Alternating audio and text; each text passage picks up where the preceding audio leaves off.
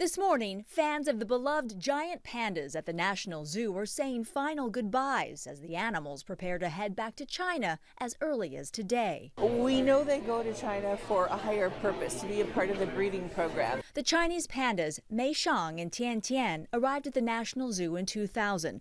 They were only supposed to be on loan from China for 10 years, but the agreement was renewed 3 times. And in 2020, they had a baby boy.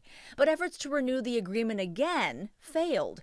Experts say it's a sign of worsening relations between the U.S. and China. I am really sad because I know these animals as individuals, but when I think about what we're doing for a whole species, it makes the hurt a little bit less. Pandas are no longer considered an endangered species, with the giant panda population now growing. Zoo workers say that's partly because of their work here. He doesn't flinch when they put the needle in. He also gets voluntary blood pressure readings. The cuff goes right around his arm, inflates, deflates. He's also had abdominal ultrasounds, cardiac ultrasounds, and he's also had x-rays done on his chest. The pandas will leave on a special FedEx flight called the Panda Express and will travel with 300 pounds of bamboo to munch on.